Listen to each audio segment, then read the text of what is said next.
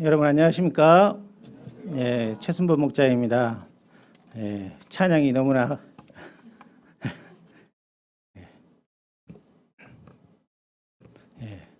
찬양이 너무나 은혜로운 것 같습니다.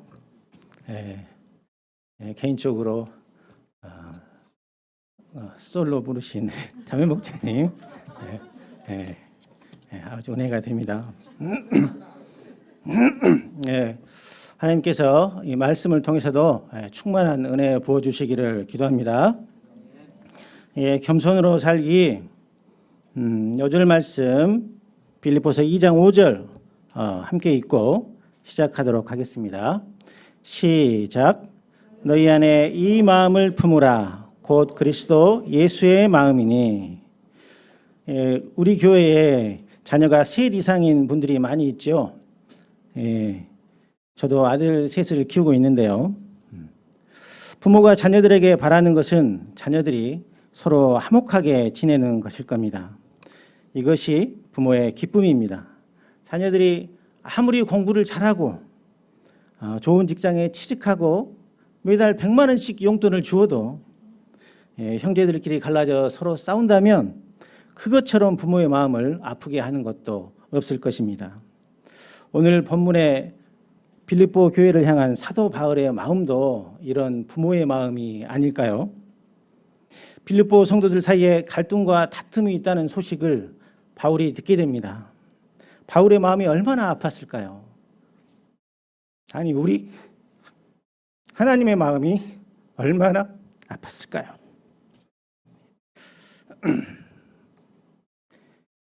교회 분열 문제는 비단 빌립보 교회만의 문제가 아닙니다. 오늘날 많은 교회의 문제이기도 합니다. 혹시 우리 교회에는 갈등과 다툼이 없습니까? 바울이 빌립보 교회에 전하는 메시지를 통해 우리를 돌아보고 그리스도인은 어떤 마음을 가지고 살아야 하는지, 그리고 어떤 마음으로 서로 동역해야 하는지 생각해보는 귀한 시간이 되기를 기도합니다. 파트 1, 너희 안에 이 마음을 품으라. 1절에서 18절까지입니다. 1, 2절을 함께 읽겠습니다. 시작. 그러므로 그리스도 안에 무슨 권면이나 사랑에 무슨 위로나 성령의 무슨 교제나 긍휼이나 자비가 있거든 마음을 같이하여 같은 사랑을 가지고 뜻을 합하여 한 마음을 품어. 빌립보 교회는 어느 교회보다 복음에 대한 열정이 있고 복음 선교에 적극적으로 참여한 교회였습니다. 이런 교회 안에 갈등과 다툼이 있으니 바울의 심정이 어떠했겠습니까? 바울은 다음과 같이 호소합니다. 여러분은 그리스도 안에서 권면과 사랑의 위로를 받았습니다. 그리스도 여러분에겐 성령의 교제가 있습니다. 여러분은 예수님으로부터 받은 긍휼과 자비가 있습니다. 그렇지 않습니까? 그런데 왜 서로 하나가 되지 못하고 다투고 있는 것입니까? 그리스도의 사랑 안에서 하나가 되십시오. 바울은 2절에서 마음을 같이하여 같은 사랑을 가지고 뜻을 합하여 한 마음을 품어 간절한 마음으로 하나가 되어달라고 거듭거듭 강조하고 있습니다. 이것이 자신의 기쁨이라고 말합니다. 그리스도 안에서 서로 권면하고 위로하고 함께 교제하고 긍휼과 자비를 베푸는 삶은 우리 그리스도인들이 지켜야 할 기본 덕목이라고 할 수 있습니다. 우리가 예수님으로부터 받은 것들을 서로 베풀고 나눌 때 우리는 예수님의 사랑 안에서 하나가 될 수 있습니다. 그런데 바울은 그들이 하나가 되는데 방해되는 두 가지 요소가 있다고 합니다. 3절 상반절을 보십시오. 아무 일에든지 다툼이나 허용으로 하지 말고, 그것은 바로 다툼과 허용입니다. 바울은 이 다툼과 허용을 버려야 한다고 말합니다. 여기서 다툼은 영어로 selfish ambition으로 이기적인 야망을 뜻합니다. 자기가 높이 되고자 하는 욕망으로 자신만을 생각하는 이기심입니다. 그리고 허영은 vain conceit로 헛된 영광을 구하는 자만심을 뜻합니다. 이것은 근본적으로 하나님의 영광보다도 자기 영광을 구하는 마음입니다.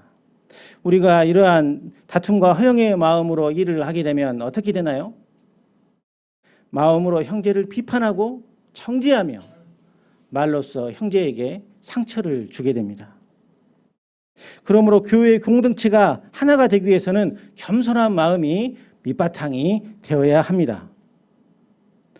그러면 겸손한 마음이란 구체적으로 어떤 마음일까요?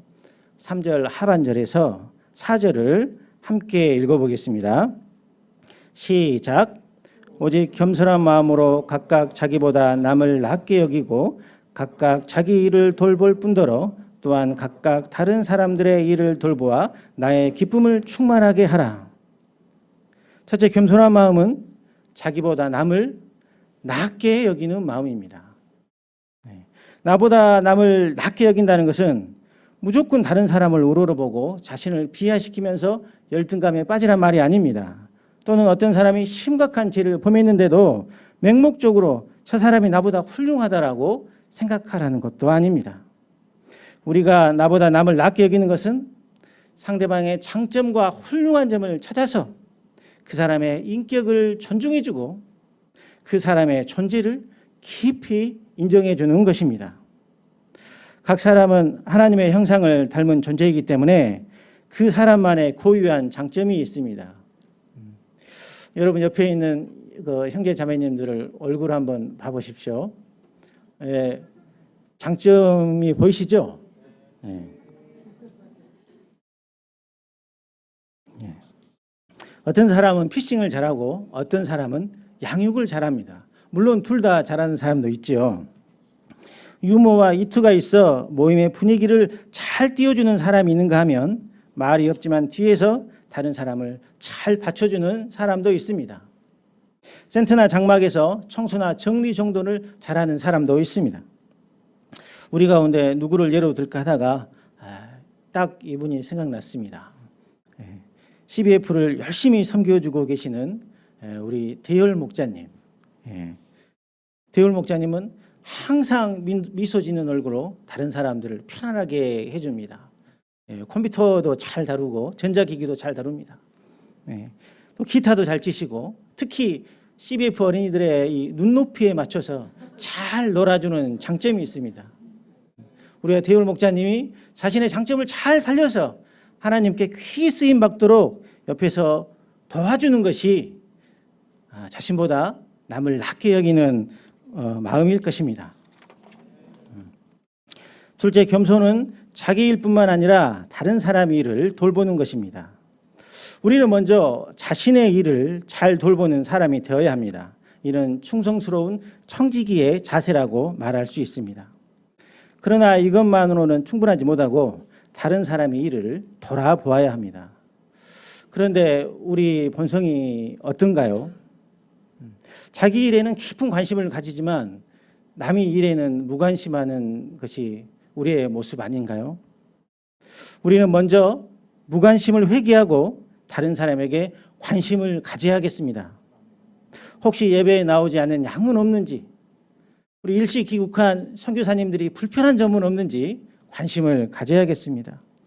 곧 결혼하는 목자님들은 준비가 잘 되고 있는지, GSM 학원은 잘 운영되고 있는지, 윤왕 목자님이 다리를 다쳤다고 하는데 상태가 어쩐지 관심을 가져야겠습니다. 그렇다고 관심만 갖고 끝나버리면 안 되겠죠. 그 사람을 위해서 충고 기도해주고 위로와 격려가 필요한 분에겐 겸손한 마음으로 위로와 격려를 해주고 함께 교제하고 실제적인 도움을 줄 수 있어야겠습니다. 우리는 겸손해지기를 원합니다. 맞습니까? 그러나 내가 겸손하겠다고 해서 겸손의 마음이 그냥 생기지 않습니다. 겸손도 배우고 훈련해야 합니다. 그래서 바울은 예수님을 통해서 겸손을 배우라고 말하고 있습니다. 예수님의말로 가장 겸손하신 분이요 겸손의 표상이시기 때문입니다. 그래서 바울은 다음과 같이 외칩니다. 자, 우리도 함께 외쳐볼까요? 5절입니다. 큰 소리로 한번 외쳐보겠습니다. 시작. 너희 안에 이 마음을 품으라. 곧 그리스도 예수의 마음이니.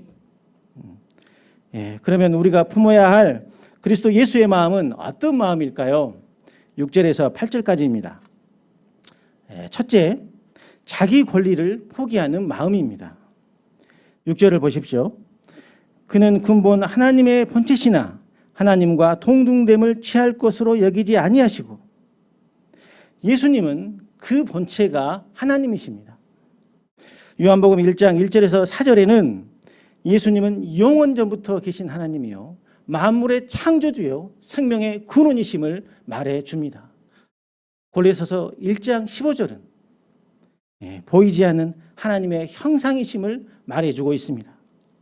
예수님은 마땅히 창조주로서 권세와 영광을 누리시고 모든 피조물로부터 경배와 찬양과 섬김과 존귀를 받으셔야 마땅한 분이십니다. 그럼에도 불구하고 예수님은 하나님과 동등한 대우를 취하지 않으셨습니다. 예수님은 늘 자신을 낮추시고 하나님 아버지를 높이셨습니다. 둘째로 예수님의 마음은 자신을 비우는 마음입니다. 7절을 보십시오. 오히려 자기를 비워 종의 형체를 가지사 사람들과 같이 되셨고, 오히려 예수님은 하나님으로서의 영광과 권세를 포기하시고 자신을 비워 사람이 되셨습니다. 사람 흉내를 낸 것이 아니라 완전한 사람이 되셨습니다. 창조주가 피조물이 되었다는 것보다 더 낮아짐이 있을까요? 이 설령 사람이 아메바가 되었다 할지라도 그것은 피조물에서 피조물로의 변화일 뿐입니다. 그런데 예수님은 여기에 더해 종의 형체, 곧 종의 성품을 가지고 죄인 된 우리들의 섬기는 종으로 오셨습니다. 예수님은 이기적이고 교만한 세리마태, 정욕죄로 돌에 맞아 죽을 여인, 무기력하게 누워 지내는 중풍병자 등등 각종 죄인들을 낮아져서 섬기셨습니다. 그리고 무식하고 투박한 갈릴리 촌오부들을 제자로 삼으시고 누가 서로 큰 자인가 다투는 제자들의 발을 씻기심으로 섬김의 본을 보여주셨습니다. 셋째로 예수님의 마음은 자기 희생의 마음입니다. 8절을 보십시오. 사람의 모양으로 나타나사 자기를 낮추시고 죽기까지 복종하셨으니 곧 십자가에 죽으심이라. 예수님의 겸손의 극치는 바로 십자가의 죽으심입니다. 예수님은 하나님의 말씀에 철저히 순종하시어 죽기까지 복종하셨습니다. 하나님의 인류 구속 역사를 이루시기 위하여 십자가에 죽기까지 자신을 희생하셨습니다. 자신이 창조한 피조물로부터 온갖 조롱과 멸시를 받으며 십자가를 지고 걸어가셨습니다. 자신이 죄인이라는 사실조차 모르는 교만한 자들을 구원하시기 위하여 하나님으로부터 버림받는 고통을 감내하며 걸어가신 겁니다. 우리가 이 예수님의 마음을 깊이 묵상해야겠습니다. 그리고 예수님의 마음을 품게 해달라고 간절히 기도해야겠습니다. 이렇게 철저히 자신을 낮추신 예수님을 하나님께서는 어떻게 하셨을까요? 9절에서 11절을 보십시오. 하나님은 예수님을 지극히 높여 모든 이름 위에 뛰어난 이름을 주셨습니다.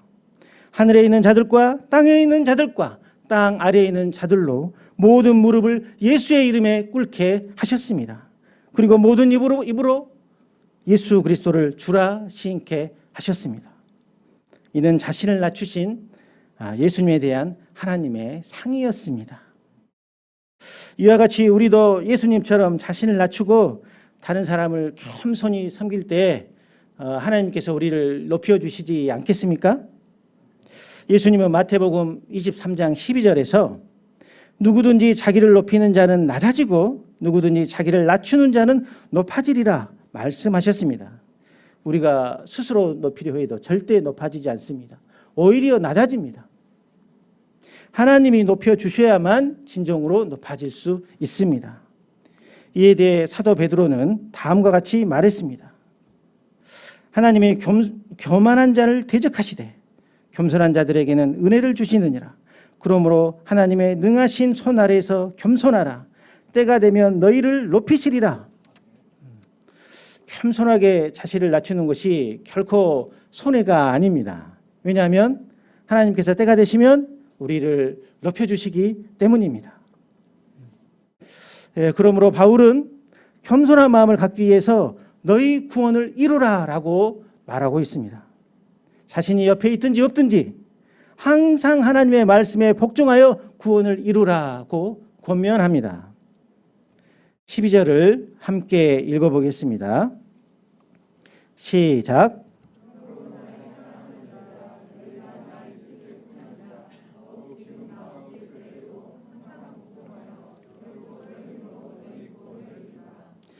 여기서 구원을 이루라는 말은 무슨 의미일까요?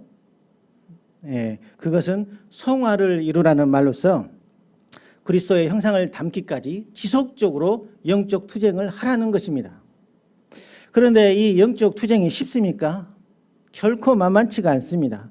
우리 노력과 의지만으로는 결코 이룰 수가 없습니다.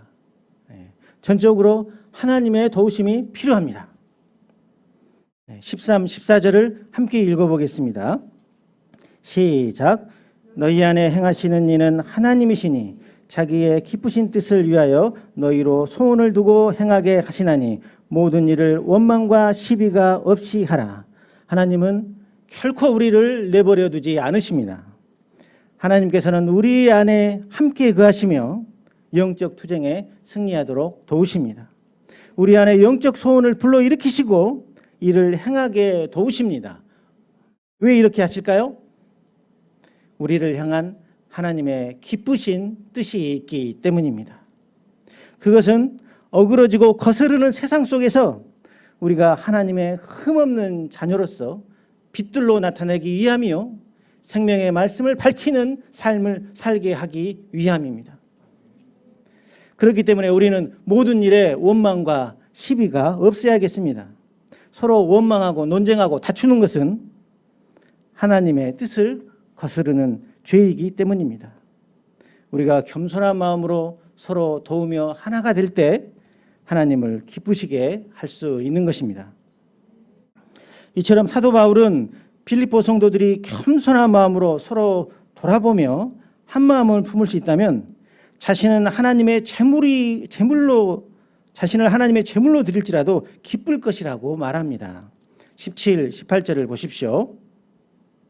만일 너희 믿음의 제물과 섬김 위에 내가 나를 천재로 드릴지라도 나는 기뻐하고 너희 무리와 함께 기뻐하리니 이와 같이 너희도 기뻐하고 나와 함께 기뻐하라. 이런 바울이야말로 십자가에서 죽기까지 복종하신 예수님을 닮은 참 목자라 할 수 있을 것입니다. 우리도 바울처럼 겸손한 마음으로 자신을 낮추고 예수님을 높이는 삶을 살 수 있기를 기도합니다.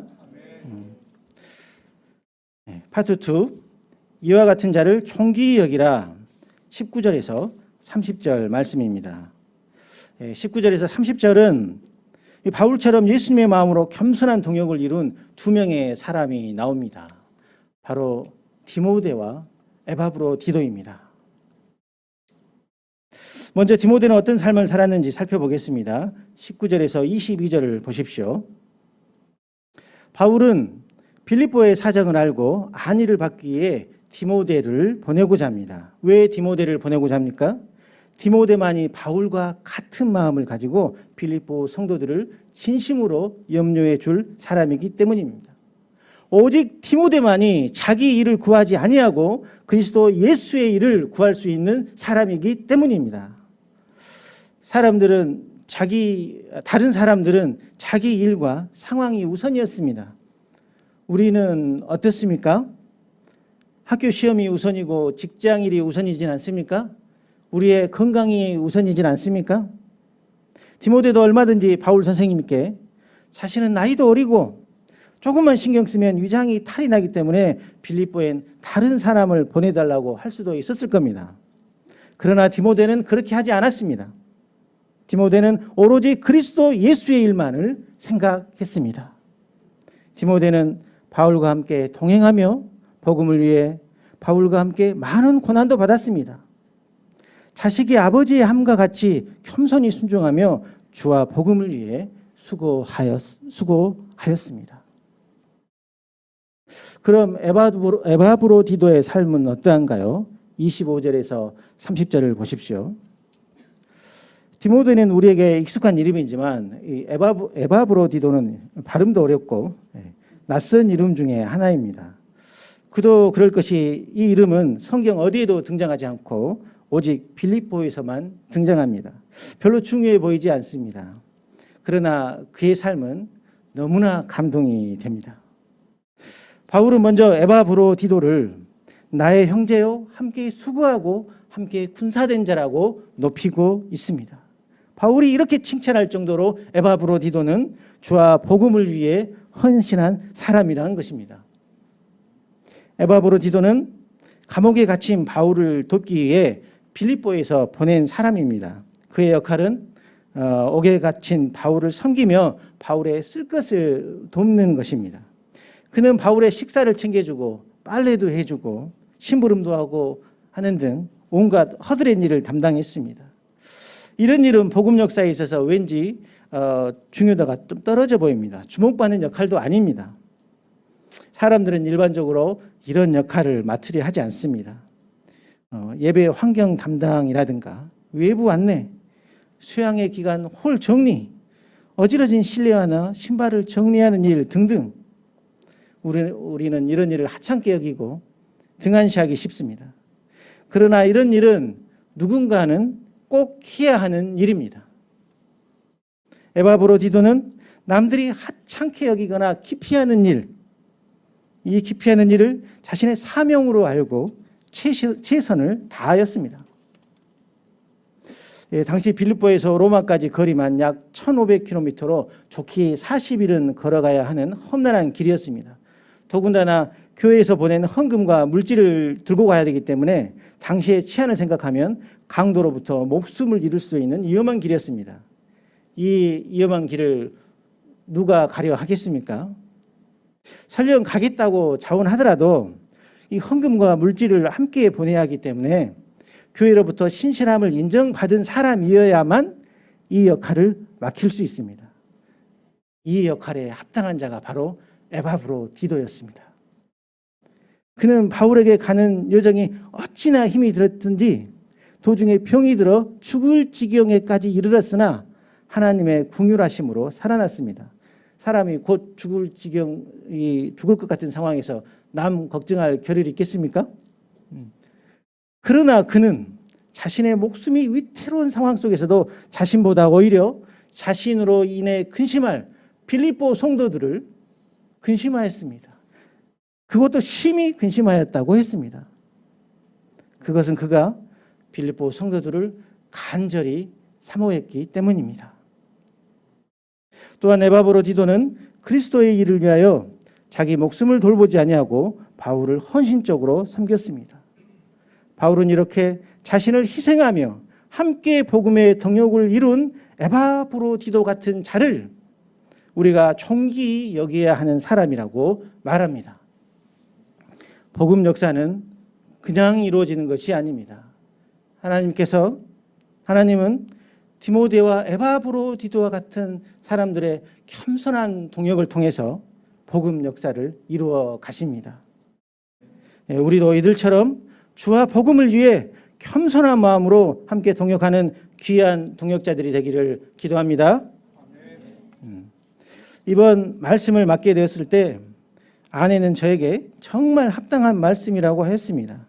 내심 서운하여 나의 겸손치 못한 도대체 뭐가 겸손치 못하냐고 나의 겸손치 못한 모습을 얘기해 달라고 했습니다. 아내는 학교에서 학생들에게 하듯이 가정에서도 가르치고 지시하고 확인하려는 습관이 있다고 했습니다. 그러면서 자신은 남편이 아닌 학교 선생님과 사는 기분이라고 말을 덧붙였습니다. 하나님께서는 아내를 통해 나의 겸손치 못한 모습을 발견케 하고 자신을 돌아보게 하십니다. 가정에서 섬김받는 걸 당연히 여기고 집안의 이런저런 문제에 대해 지적하며 아내를 힘들게 했던 모습, 교회에서는 겉으론 겸손한 척 모양은 되었지만 동역자들의 이런저런 모습에 판단하고 정죄했던 모습, 직장에서 믿는 자로서 본이 되지 못하고 불평불만을 일삼고 자신의 이익만을 추구했던 모습, 무엇보다 말씀과 기도로 하나님의 뜻에 순종하는 삶이 아닌 내 생각과 내 뜻대로 행하고자 했던 모습이 내 안에 있음을 발견하게 됩니다. 내가 나의 이런 겸손치 못한 모습을 회개하고 예수님의 마음을 담고자 노력해야겠습니다.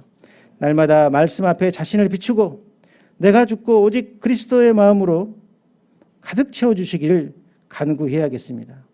과거 나는 예수님께 어떤 은혜를 받은 자입니까? 과거 저는 학창시절에 예수님을 만났지만 아버지를 떠난 탕자와 같이 세상의 정욕과 쾌락을 쫓아 떠났던 자입니다.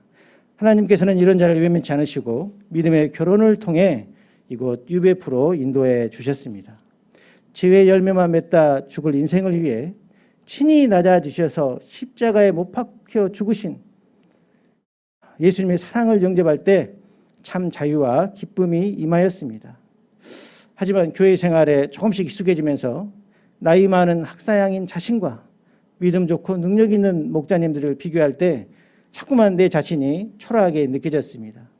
이로 인해 겉으로는 겸손한 척 하였지만 내면은 시기와 질투의 감정과 자신을 비관하는 감정들로 가득하였습니다. 그러나 하나님께서는 예배를 통한 꾸준한 말씀과 수양에서 여러 목자님들의 인생 소감을 통해서 마음을 감동케 하고 회복시켜 주셨습니다. 그리고 여러 목자님들의 관심과 겸손한 섬김을 받게 하심으로 심한 열등감에서 벗어날 수 있게 해주셨습니다. 또한 교회에서 여러 역할을 감당함으로써 복음 역사에 함께 동역하는 기쁨을 누리게 해주셨습니다. 제가 받은 이 은혜를 이제는 다른 사람들에게 나눠주는 사람이 되어야겠습니다. 수양의 말씀을 묵상하는 가운데 디모데와 에바브로디도의 겸손한 동역이 마음에 와 닿았습니다. 분명 자신이 감당하기 어려운 상황과 환경이었지만 자기 영광과 자기 유익은 전혀 생각지 않고 오직 그리스도와 성도들을 위해 기꺼이 자신을 희생하는 모습에서 감동이 되고 도전이 되었습니다. 그러면서 CBF 역사를 위해 힘쓰고 애써주시는 선생님들이 생각이 났습니다. 상대적으로 다른 역사에 비해 관심이 적지만 어린아이들의 믿음 성장을 위해서 사명감을 가지고 헌신하시는 선생님들께 감사가 되었습니다. 특히 20년 가까이 CBF를 묵묵히 섬기시는 어느 목자님의 겸손한 동역을 생각할 때 많은 은혜가 되었습니다. 그분은 자신보다 나이도 어리고 여러모로 부족한 자를 교장으로 존중해 주셨습니다. 늘 일찍 나오셔서 CBF 룸을 쓸고 닦으시고 기도로 예배를 준비하셨습니다. 그리고 이제 겨우 2년 차인 교장의 방향에 자신을 낮춰 겸손히 순종하여 주시고 교장의 부족한 점을 말없이 채워주셨습니다. 하나님께서 CBF 선생님들의 겸손한 섬김을 통해서 CBF 역사를 이루어 가신다는 것을 생각할 때 감사가 되고 은혜가 됩니다. 제가 예수님의 겸손한 마음을 배우고 또 여러 목자님들의 겸손을 배워서 함께 아름다운 동역의 그릇을 이루어 생명의 복음을 밝히는 하나님의 역사에 귀히 쓰임받는 자가 되기를 기도합니다. 결론적으로 예수님의 마음은 겸손입니다. 우리가 예수님의 마음을 품을 때 남을 귀하게 여기고 남의 유익을 구할 수 있습니다. 겸손할 때 한마음이 되어 동역할 수 있습니다. 겸손할 때 하나님 중심이 되고 하나님께 순종할 수 있고 하나님의 뜻을 이루어 드릴 수 있습니다. 저와 여러분이 예수님의 겸손을 배우는데 힘쓰므로 하나님께서 쓰실 만한 성숙한 믿음의 사람으로 성장할 수 있기를 기도합니다. 요절 말씀 읽고 제가 기도하고 마치겠습니다. 시작. 너희 안에 이 마음을 품으라. 곧 그리스도 예수의 마음이니. 하나님, 이 시간 말씀을 통하여 예수님의 마음을 배우게 해주셔서 감사합니다. 예수님은 하나님과 동등됨을 취하지 아니하시고 자기를 비워 죄인된 우리들을 섬기는 종으로 오셨으며 십자가에 죽기까지 하나님 말씀에 철저히 복종하셨습니다. 이 예수님을 하나님은 지극히 높여 모든 입으로 예수 그리스도를 주라신께 하셨습니다. 우리가 이 예수님의 마음을 담기 원합니다. 우리가 교만한 마음을 버리고 오직 예수님의 마음을 담고자 겸손히 낮아져서 형제 자매를 섬길 수 있기를 기도합니다. 그리할 때 하나님께서 하나님의 때에 저희를 높이시고 축복하여 주실 것을 믿습니다. 이 하나님의 높임을 바라보고 겸손해지는 저희가 되게 도와주시기를 기도합니다. 또한 디모데와 에바브로디도처럼 자신의 일을 구하지 아니하고 오직 주와 복음을 위해 자신을 헌신하며 함께 아름다운 동역을 이루어 나갈 수 있도록 저희를 도우시고 축복하여 주시기를 기도합니다. 예수님의 이름으로 기도합니다. 아멘.